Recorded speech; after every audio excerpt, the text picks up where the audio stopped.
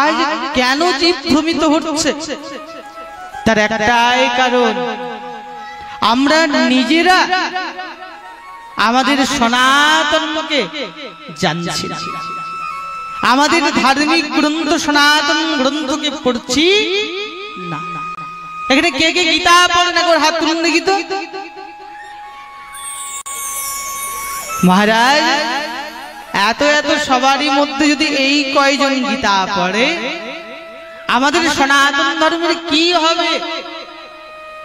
আমি বিগত বছর বলে গেছিলাম যে কিছু পারুন আর না পারুন, নিজের নিজের ছেলেদেরকে ধর্মের শিক্ষা দিয়ে যাবে। কথার কেউ পালন করেছেন না? আমিও বলে ঘর গিয়েছি, আর আপনারাও আমাকে ওই আসনের মধ্যে সবকিছু ঝেড়ে ঘর গিয়েছেন, তাই তো? আজ থেকে আবার গাঁট বাঁধুন, আজ থেকে আবার সংকল্প নিন যে নিজের নিজের ছেলেদেরকে সনাতন ধর্মের কথা শেখাবো, সনাতন ধর্মগ্রন্থ পড়াবো, নইলে আমাদের পরিস্থিতি খুব ভয়াবহ। আজ মহারাজ,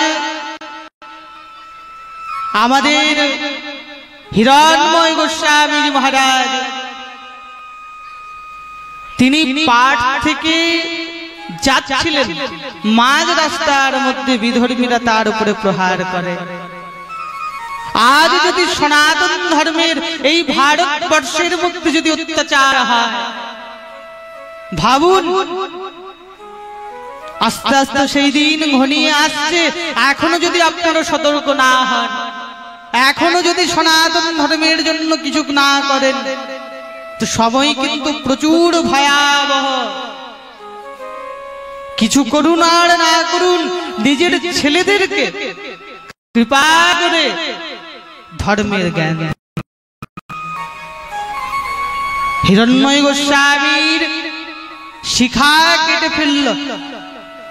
কতটা মর্মান্তিক ঘটনা, কতটা সনাতনীদের উপরে অত্যাচার হচ্ছে। আজ আমাদের সকলের পরিস্থিতি কোন জায়গায় এসে দাঁড়ালো? আমি অন্যান্য পাঠও বলেছি, এখনো সাবধান হয়ে যাও, এখনো সময় আছে, নিজের ধর্মের জন্য কিছু করে না। কিন্তু মহারাজ, আমরা করলাম না। আমি বারবার বলেছি, কিছু পারো আর না পারো, সনাতন ধর্মের জন্য কৃপা করে তিলক কণ্ঠী পরিধান করুন। যদি তাও পারবেন না, রামচরিত্র মানস পড়ুন, গীতা পড়ুন, কিছু করুন আর না করুন, সনাতন ধর্মকে জাগাবার চেষ্টা করুন। বলে সত্য সনাতন ধর্ম কি, গো মাতা কি জয় জয় শ্রী রাধে।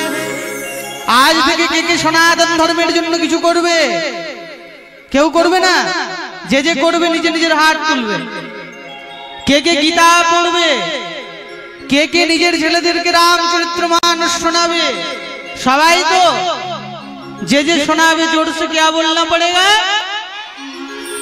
আরো জোরে। পেছনে যারা রয়েছেন দোনো হাত উপরে করে জয় জয় শ্রী রাধে। যদি আজ আমরা সনাতন ধর্মকে জানতাম, তবে আজ আমরা অন্যের কথায় এইভাবে যেতাম না। ও বলছে এই কর, ও বলছে ওই কর, ওই প্রকার ভাবেই তো জীব নানা দিকে ভ্রমিত হয়ে যাচ্ছে। তেজো বার মৃদাম বিনিময়ো যত্রত্র মৃষধাম্না স্বেনো সদা নিরস্তকুয়কম। আর যে জীব ভ্রমিত হয়ে থাকবে, সে কখনো ভগবানকে দেখতে পাবে না। একমাত্র ভগবানকে কোথায় দেখা যায়? কোথায়? সত্যের মধ্যে। শেষে কি বললেন? সত্যম পরম ধীমহি। একমাত্র ভগবান সত্য ছাড়া আর অন্যত্র কোথাও থাকে না। ভগবান যেমন সত্যময়, ভগবান হলেন যেমন পরম সত্য, সেই রকম এই জগৎ সংসারে সত্য বলতে আর অন্য কেউ। ভগবান কে?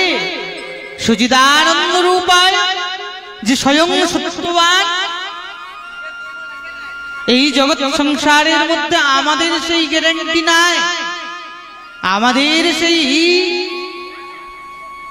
উক্তি নাই যে আজ আমরা আছি কাল থাকবো।